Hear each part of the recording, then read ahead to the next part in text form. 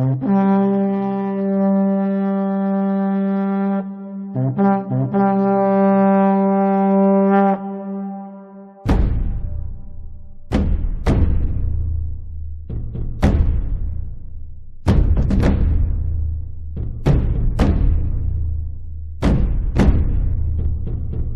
ahora, desde un lugar remoto en los Estados Unidos, con su anfitriona Graciela Umpierre, les presentamos profecías, misterios y otras cosas. Y ahora, con ustedes, Graciela. Hola amigos, bienvenidos a nuestro tercer programa. Hoy vamos a ver el resto de las señales, si es que nos da el tiempo, que demuestran que estamos muy cerca de la tribulación. La semana pasada vimos la primera señal, Israel, lo que ha sucedido y lo que está sucediendo con ese país. Tal vez les haya parecido un poco abrumadora la cantidad de información presentada, especialmente para aquellos que no les interesa la política o la historia de los países. Se los menciono porque yo era una de esas personas, por eso estudié matemática en la universidad y no historia. Pero ahora sí me interesa, porque veo la importancia que tiene saber lo que pasa en ese lado del mundo, para así entender mejor los tiempos que vivimos en relación con las profecías bíblicas. Lo que quise demostrarles es que todo lo que la Biblia profetizó acerca de Israel se cumplió. Israel, un pueblo que había sido dispersado a todas las naciones, en el año 1917 se les devuelve la tierra. En el 1948 se establecen como nación. En el año 1967 conquistan Jerusalén.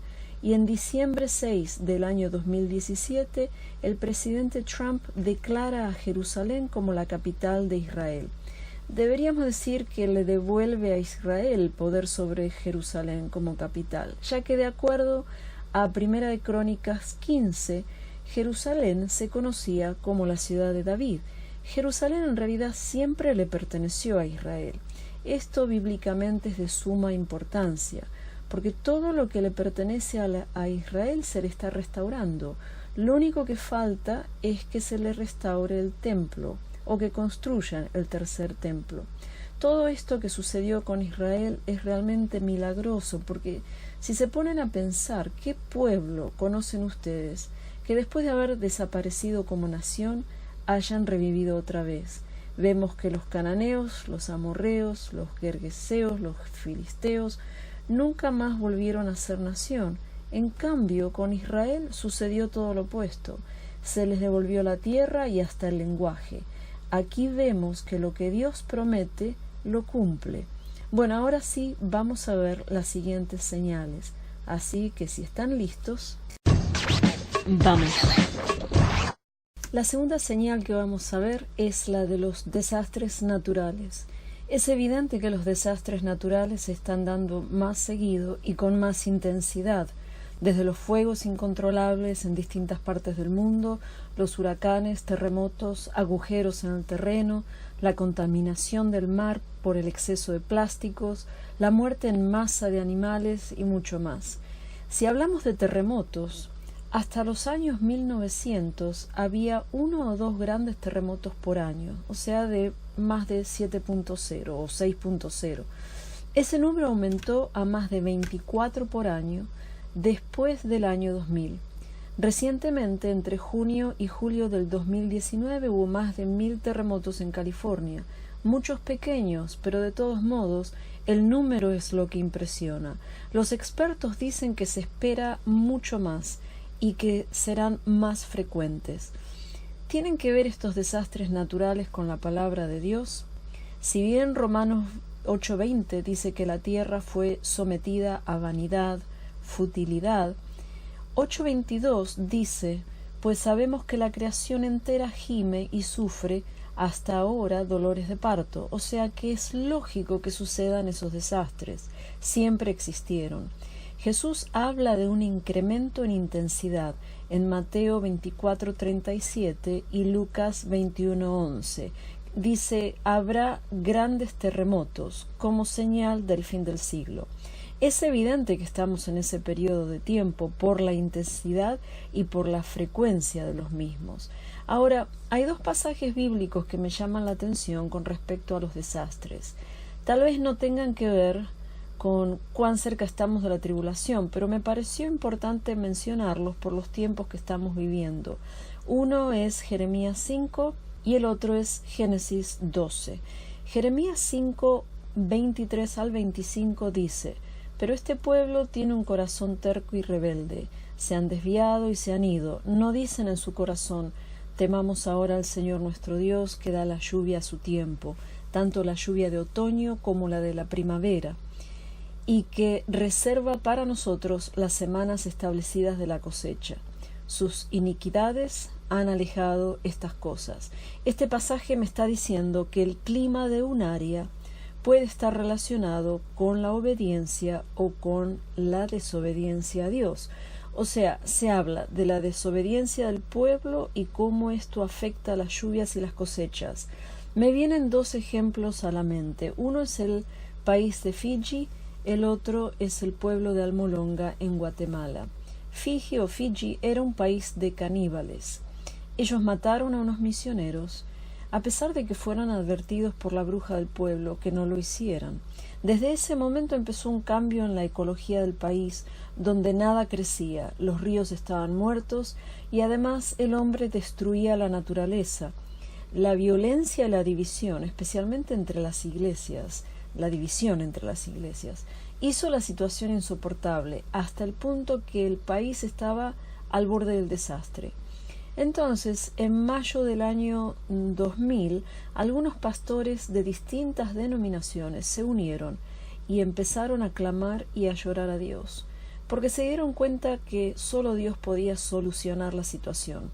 Obedecieron al versículo de 2 de Crónicas 7:14 que dice: «Y si se humilla mi pueblo, sobre el cual es invocado mi nombre, y oran, buscan mi rostro y se vuelven de sus malos caminos, entonces yo oiré desde los cielos, perdonaré su pecado y sanaré a su tierra». Además de orar y clamar a Dios, el primer ministro participó en una ceremonia formal donde pidieron perdón a los descendientes de los misioneros asesinados y canibalizados por los antecesores. El perdón fue otorgado y hubo gozo en todos los participantes. Ahora, Dios cumple sus promesas. Inmediatamente empezaron los cambios positivos. Los árboles que no daban frutos ahora empezaron a producir frutos. Los ríos que estaban podridos se tornaron llenos de peces. Hasta el gobierno entregó el país a Cristo. Les recomiendo el video Let the Sea Resound por el grupo Sentinel. El segundo ejemplo que me viene a la mente es el pueblo de Almolonga, en Guatemala, una villa extremadamente pobre y con grandes problemas de alcoholismo. Reinaba la violencia, la idolatría y la brujería. Un pastor es llamado a ese pueblo y a través de mucha oración, el 85% del pueblo viene a los pies de Cristo. Las cárceles se empiezan a cerrar y las cosechas se incrementan a tal punto que los vegetales empiezan a crecer gigantes. Los científicos de Estados Unidos fueron a ver si había algo especial con el terreno, pero no encontraron nada. Después de este avivamiento de la tierra salieron artículos descartando lo que Dios había hecho y trayendo a acotación que había otros lugares en Guatemala que también producían vegetales gigantes por el suelo volcánico. El hecho es que Almolonga estaba en extrema pobreza y su tierra no producía. El cambio fue real. Por eso les aconsejo el video del grupo Sentinel llamado Transformations. Allí podrán ver el reporte original. Una vez más vemos cómo Dios bendijo la tierra cuando la gente clamó a Él con sinceridad. En la descripción del programa, abajo, puse información de dónde pueden conseguir ambos videos.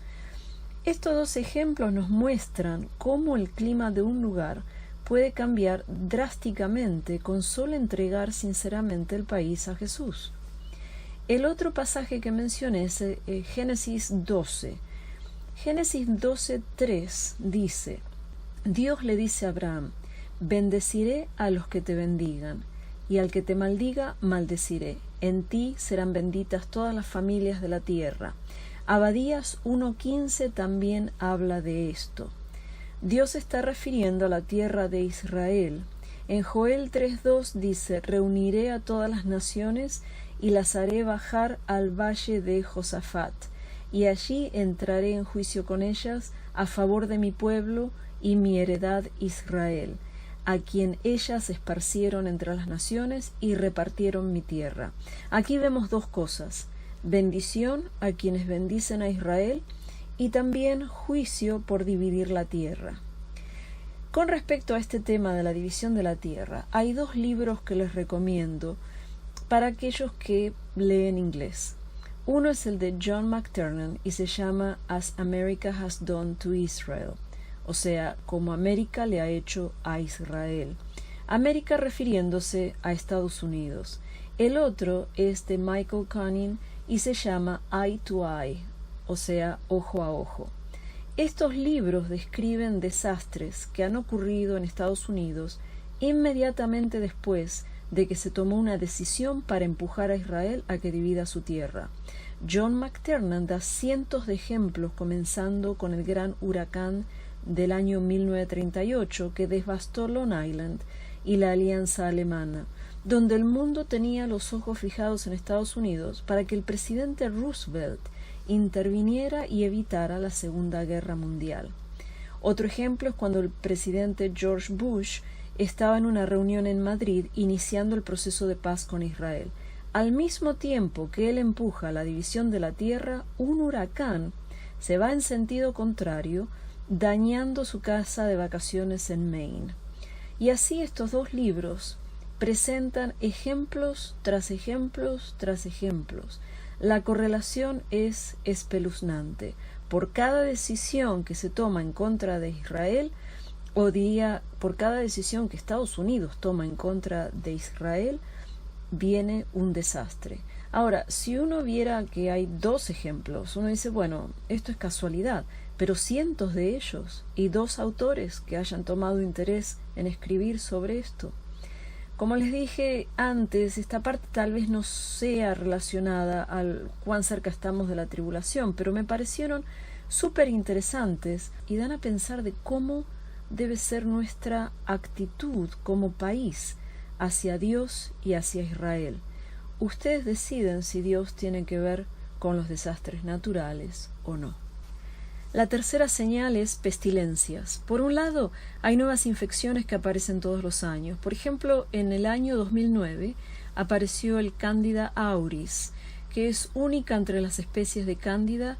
A menudo es resistente a medicamentos, es difícil de identificar y tiende a causar brotes en las instalaciones de atención médica, debido a su capacidad de persistir en las superficies ambientales después de la aplicación de desinfectantes. Por otro lado, hay pestilencias conocidas que siguen activas o que vuelven a brotar. Por ejemplo, el dengue, cuya primera incidencia fue en el año 1950. Según la Organización Mundial de la Salud, el dengue ha mostrado un aumento de 30 veces a nivel mundial en las últimas 5 décadas.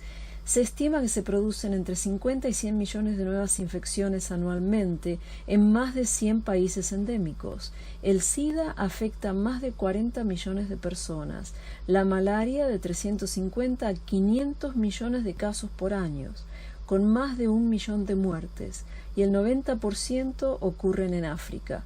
Los brotes de sarampión se están extendiendo por todo el mundo. En lo que va del año 2019 se han triplicado el número de casos que hubo en el 2018. Ha habido incremento en la bacteria que come la carne. Esta bacteria tiende a habitar en el mar. La epidemia de opioides. El 80% de los opioides es consumido en Estados Unidos. En el año 2017 esta epidemia clamó más de 47.000 muertes aquí en Estados Unidos. Por cada millón de estadounidenses se toman casi 50.000 dosis de opioides todos los días. Esto representa 4 veces la tasa en Reino Unido. Las enfermedades venéreas están escalando a pasos acelerados. En Estados Unidos solamente hubo 2 millones de casos en el 2016. Los expertos dicen que los países no están preparados para las pestilencias o las plagas, pero la próxima plaga se acerca. Los riesgos continúan multiplicándose. Lo que viene es mucho peor. Jesús habló de esto en Mateo 24:37 y en Lucas 21:11, que dice: habrá grandes terremotos y plagas y hambruna en diversos lugares, y habrá terrores y grandes señales del cielo. Esto se está refiriendo al periodo ya de la tribulación, pero una vez más vemos cómo la palabra de Dios nos previene de lo que va a suceder y cómo el terreno se va preparando a pasos acelerados. La cuarta señal es guerras y rumores de guerra. En Mateo 24, los discípulos le preguntan a Jesús cuál será la señal del fin de este siglo, o sea, del fin de esta era. En el versículo 6, Jesús dice: y habréis de oír de guerras y rumores de guerras. Cuidado, no os alarméis, porque es necesario que todo esto suceda, pero todavía no es el fin. Sabemos que no es el fin porque después de todo esto viene el milenio. Ahora, hoy en día, en el año 2019, el mundo está muy volátil. Estamos al borde de la Tercera Guerra Mundial. Hemos visto la caída de Venezuela y sus guerras civiles en el 2017 y en el año 2019. Vemos la tensión que hay entre Estados Unidos con China, con Arabia Saudita y con Rusia. Por otro lado, Japón advierte que Corea del Norte tiene armas nucleares en miniatura. Vemos los estragos de Boko Haram en Camerún, Nigeria y en otros lugares. Estos son algunos de los conflictos corrientes. Siempre ha habido guerras. ¿Qué es lo que hace que este tiempo sea tan especial? Tenemos que ver lo que dice Dios al respecto. La Biblia se concentra en conflictos que conciernen a Israel, y esas son las guerras y rumores de guerras que nos indican que estamos muy cerca de la tribulación. Isaías 17 profetiza que la capital de Siria, Damasco, será totalmente destruida por Israel y que lo hará para defenderse. Vemos cómo esto es muy posible por la tensión que hay entre ambos países y cómo los alrededores de Damasco ya están en ruinas. El Salmo 83, Ezequiel 38 y Daniel 11, por ejemplo, nos describen guerras que sucederán en los últimos días. Hay quienes opinan que las guerras del Salmo 83 y de Ezequiel 38 sucederán antes de la tribulación. Por mi parte, tiendo a creer que sí. Mi punto de vista no está tan definido con respecto a esto, porque no he investigado en profundidad. Ambos argumentos parecen válidos, pero sí me inclino a creer que van a ser antes de la tribulación. Pero no importa cuándo sucedan. El hecho es que si la palabra de Dios lo profetizó, entonces se cumplirán. Lo que sí vemos es que la situación política se está preparando para que estas guerras sucedan, y que sucedan muy pronto. En el Salmo 83 vemos en el versículo 4 que las naciones han dicho: venid y destruyámoslos como nación, para que ya no haya memoria del nombre de Israel. Menciona las tiendas de Edom y de los ismaelitas, Moab y los agarenos, Gebal, Amón, Amalek, Filistea con los habitantes de Tiro. Edom, Amón y Moab están en lo que conocemos hoy como Jordán. Los ismaelitas están en Arabia Saudita, los agarenos en Egipto, Gebal y Tiro en Líbano, Filistea en el territorio de Gaza. Lo interesante es que todos estos países tienen frontera con Israel. Ellos están interesados en poseer la tierra de Israel. Esta es una característica muy importante del Salmo 83 y podemos ver en algunos videos en YouTube, cómo algunos de estos países hablan de eliminar a Israel de la faz de la tierra. Los países que menciona Ezequiel 38 no tienen frontera con Israel. Están bordeando los países mencionados en el Salmo 83. Ninguno de ellos fue enemigo de Israel en el pasado. Ellos están interesados en las riquezas de Israel. Ezequiel 38 involucra los siguientes países: Magog, que es Rusia, Mesec, Tubal y Togarmah y Gomer, que es Turquía y, según tengo entendido, áreas de Yugoslavia y Rumania. Persia, que es Irán, Etiopía, que incluye ahora Etiopía, Somalia y Sudán, y Fut, que es Libia. Ambos grupos, o sea, los países del Salmo 83 y los de Ezequiel 38, son predominantemente musulmanes. No todos, pero predominantemente. Algo que tienen en común los musulmanes es que en general odian a Israel. Algunos creen que estamos a punto de ver la guerra estipulada en el Salmo 83 y que después le seguirá la de Ezequiel 38. Sea como sea, el escenario se está preparando para que estas guerras sucedan. Por ejemplo, Turquía, Irán y Rusia reafirmaron su alianza en la reunión trilateral del 2018. Esta alianza prepara el terreno para la guerra de Ezequiel 38. Hay ciertas condiciones que se han cumplido para esta guerra, como por ejemplo el hecho de que los habitantes de Israel ya han sido recogidos de muchas naciones. Esto se ve en el versículo 8. Los montes de Israel, que habían sido una desolación continua, ahora no lo son. Otros versículos de Ezequiel 38 no se han cumplido, como por ejemplo, viven tranquilos, habitan confiados, habitan todos ellos sin murallas, sin cerrojos ni puertas. Esto está en el versículo 11. Hay áreas donde todavía hay murallas y donde todavía son invadidos. Otros versículos están en progreso de cumplirse. Por ejemplo, dice en el versículo 12, han adquirido ganado. Ellos tienen las vacas lecheras más productivas y también venden la leche de las ovejas. O sea, se exporta la leche de las ovejas. Han adquirido posesiones, esto se ve en el versículo 12, y entre esas posesiones vemos que en el 2015 descubrieron billones de dólares en oro. Esto será usado para construir el tercer templo. El tercer templo se tiene que construir, porque allí el anticristo, en la mitad de la tribulación, se declarará Dios. También mencionamos Daniel 11. Daniel 11 del 40 al 45 habla que en el tiempo del fin el rey del norte y el rey del sur atacarán a la ciudad hermosa. El rey del norte algunos interpretan que es Siria, otros que es Rusia. El rey del sur, Egipto. Estos pasajes bíblicos son para tener en cuenta, ya que vemos cómo se va preparando el terreno para que estas guerras se cumplan. Esta es la primera vez en la historia que todos estos factores se están alineando a pasos acelerados para que estas guerras sucedan. Una vez más, vemos cómo Dios ya sabía lo que iba a ocurrir. La quinta señal es el globalismo y el camino hacia un gobierno mundial.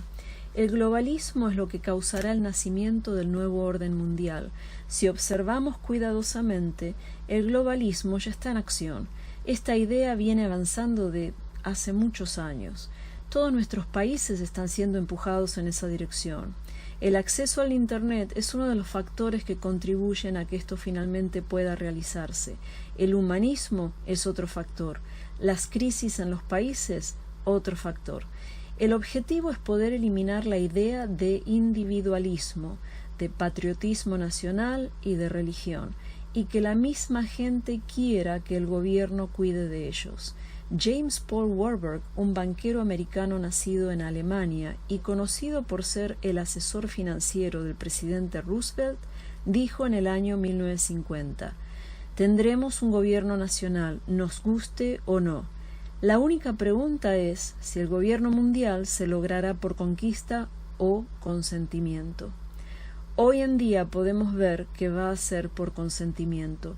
Un ejemplo de esto es Grecia. Hace unos años atrás, cuando estaban al borde de la bancarrota, las noticias mostraban a la gente en las calles clamando por un líder mundial, alguien que los salvara. Esto es solo un país. Si se fijan en las Naciones Unidas, ellos en todas sus conferencias identifican crisis y la solución es siempre la misma. Un gobierno mundial. La crisis más grande es la del cambio del clima. Otro ejemplo es que están empujando el globalismo a través de la educación pública. Hay libros y dibujos animados para niños y están enseñando a los jóvenes en las universidades que ellos son el centro, que Dios no existe y que la única forma de resolver los problemas globales es derribando fronteras y estableciendo un orden mundial. Un profesor de la Universidad de Oregón, aquí en Estados Unidos, en el año 2012, dijo: «El gran desafío es que nuestra generación piense en forma distinta con respecto a lo que significa ser un ciudadano del mundo. Agregó que el imperio estadounidense está en decadencia y también el sistema político, cultural y económico. En otras palabras, ya no se debe enfatizar el ser ciudadano de un país. Ahora hay que enseñarles a los niños a ser ciudadanos del mundo. Cuando Obama visitó Berlín en el año 2008, él declaró que a pesar de ser ciudadano de Estados Unidos, lo más importante era que él era ciudadano del mundo. Este concepto ya se viene viendo con los jóvenes. Muchos hoy en día apoyan el socialismo, no el nacionalismo. Si ustedes tienen hijos, la pregunta es, ¿quién está educando a sus hijos? Ellos están siendo condicionados para aceptar el nuevo orden mundial sin que ustedes se estén dando cuenta. Los mismos políticos vienen mencionando el nuevo orden mundial desde hace ya muchos años, básicamente desde que la historia empezó. Hay una lista larga de líderes y gente con influencia que creen en el nuevo orden mundial. Rockefeller, por ejemplo, Nixon, Gorbachev, George W. Bush, Bill y Hillary Clinton, Tom Blair y Gordon Brown del Reino Unido, José Manuel Barroso, presidente de la Comisión Europea. También en el 2007 él dijo que era importante el gobierno mundial y la excusa que dio fue que era para resolver la agitación mundial y el cambio climático. Aquí en Estados Unidos, Dios nos ha dado un paréntesis en este avance global, ya que el presidente actual está en contra del gobierno mundial. Él es nacionalista. Pero creo firmemente que cuando se termine su periodo, ya sea ahora o cuando concluya su segundo mandato, veremos el final de este país como nación y la gente clamará por un gobierno mundial. Pero, ¿qué dice Dios al respecto? La idea de un gobierno mundial empieza en Génesis 11. Allí vemos cómo Dios se opone a esto. En esos tiempos la tierra hablaba la misma lengua. Esta es la historia de Babel, donde deciden construir una torre cuya cúspide llegue a los cielos. Allí Dios crea una confusión de lenguajes y los dispersa por toda la tierra. Así nacen las naciones. ¿Por qué Dios está en contra de este gobierno mundial? En el versículo 6 nos da la respuesta. Y dijo el Señor, he aquí, son un solo pueblo y todos ellos tienen la misma lengua. Y esto es lo que han comenzado a hacer, y ahora nada de lo que se propongan hacer les será imposible. Imagínense un gobierno como el de Hitler gobernando todo el mundo sin que nadie se le oponga. Wow, creo que no hace falta explicar por qué esto sería terrible. La palabra nos dice en Génesis 8:21 que la intención del corazón del hombre es mala desde su juventud. Esto quiere decir que al recibir poder, lo más probable es que la persona abuse ese poder. Eso lo vemos en la época de la tribulación, cuando el anticristo entra en poder. ¿Qué sucede? A los 3 años y medio de firmar el pacto de paz, lo rompe y se declara Dios.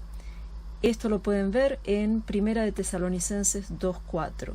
Eventualmente, cuando Cristo vuelva con la Iglesia a la tierra, establecerá su reino de 1000 años. Allí sí tendremos un nuevo orden mundial, un reino. ¿Y quién es el rey? Cristo.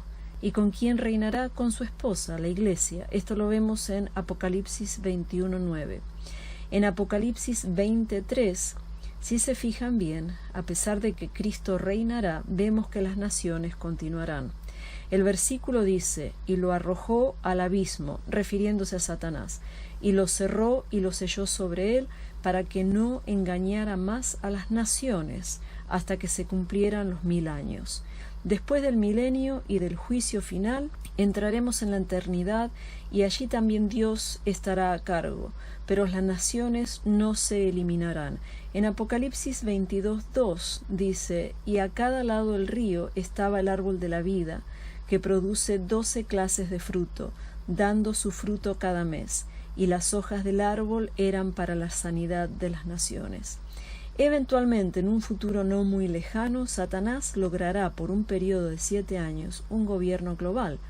Veremos a la semilla de Satanás gobernar, pero solo gobernar por 7 años. Bueno, pensé que iba a terminar, pero no fue así. Solo pudimos cubrir los desastres naturales, las pestilencias, guerras y rumores de guerra y el globalismo. La música me indica que se me acabó el tiempo.